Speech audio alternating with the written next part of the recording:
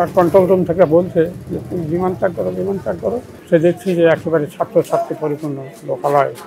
তো আরও বিমানে ফোর্স দিয়েছে, মানে যে আমি একটু বাইরে যাব। শেষ পর্যন্ত সে প্যারাসুট ব্যবহার করলো, কিন্তু প্যারাসুট বাতাসের তখন স্পেস ছিল না। সে খুবই শান্ত মেজাজের ছেলে এবং খুবই ভদ্র তার ব্যবহার, এবং সে পরিবারের সাথে খুবই ভালো সম্পর্ক ছিল। তার মা বাবার খুবই আদরের ছেলে, এবং যখনই সে বাড়িতে থাকতো চাকরির অবস্থায় মায়ের গলা ধরে শুয়ে থাকতো। মা একটু অসুস্থ ছিল, এই জন্য মনে করতো যে হয়তো যে কোনো সময় মা হয়তো তাকে ঢাকা নিয়ে যাওয়া, চিকিৎসা সীমিত করে অনেক কিছু করে। এবং ছেলে খুবই ভদ্র ছেলে এবং মেধাবী ছাত্র একজন। সে প্রথমে ল্যাবরেটরি হাই স্কুল থেকে ক্লাস 7 পাস করে সে পাবনা ক্যাডেটে ভর্তি হয়। সেখানেও তার খুব নাম যশ, এবং তার শিক্ষকেরা বলতো যে দেখো তোমাকে পাইলট বানাবো, আমরা তোমাকে পাইলট বানাবো। তা আমি বলতাম যে তুমি পাইলট হবে, সেটা তুমি আর্মি অফিসার হবে। ওই জন্য আমার শিক্ষকেরা বলছে যে না, তোমাকে আমি পাইলট বানাবো। সত্যি সত্যি একদিন পাইলট হলো যশোর ক্যান্টনমেন্টে থেকে। সে কমিশন প্রাপ্ত হলো প্রায় 4 বছর। তারপর এখন ফ্লাইট লেফটেন্যান্ট, এবং তার 16 দিনের সম্ভবত একটা ট্রেনিং ছিল।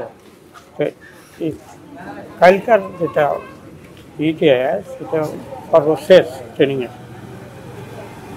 এই ট্রেনিংয়ের শেষে দুর্ঘটনা ঘটল। আমি শুনলাম যে তার কন্ট্রোল রুম থেকে বলছে যে তুমি বিমান ত্যাগ করো। তো ওইটা যখন বলা তখন সে মানে আরও ফোর্স দিচ্ছে, মানে সামনে ছাত্রছাত্রী স্কুল, বহু ছাত্রছাত্রী বলছে যে তুমি বিমান ত্যাগ করো। কিন্তু সে দেখছি যে একেবারে ছাত্রছাত্রী পরিপূর্ণ লোকালয়। তো আরও বিমানে ফোর্স দিয়েছে, মানে যে আমি একটু বাইরে যাব। যে যখন আর হলো না তখন শেষ পর্যন্ত সে প্যারাসুট ব্যবহার করলো, কিন্তু প্যারাসুট বাতাসের তখন স্পেস ছিল না, সেটা পরিপূর্ণ হইতে পারেনি। সে পড়ে গেল একটা গাছের কাছে, এবং একটা টিনের ছাপড়াতে পড়ে গেল, দিয়ে নিচে ঘরের মধ্যে সে পড়ে গেল। সে ঘরটা বন্ধ ছিল, তালা বন্ধ ছিল। সব লোকজন দৌড়িয়ে এসে দেখলো যে এটা প্যারাসুট, একজন নিশ্চয় পাইলট পড়ে গেছে, পুজো কোথায় আছে, কোথাও না পেয়ে তখন ঘর খুলে দেখছি সে পড়ে আছে।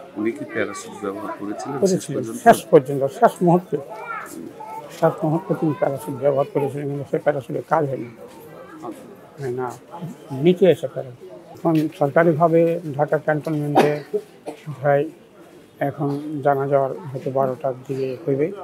তারপরে ওখান থেকে তারা এই লাশ দিয়ে আসবে, কিন্তু সম্ভবত এই ক্যান্টনমেন্টে হেলিকপ্টার ল্যান্ড করবে। তারপরে এখান থেকে যাবে গোরস্থান, অর্থাৎ জানাজার কাছে যাবে। তারপরে জানাজা 4:30টার সময় অনুষ্ঠিত হবে, এবং এই যে সুপুরা গোরস্থান তাকে দাফন করা হবে, সেখানে কবর টবর খনন করা হয়েছে।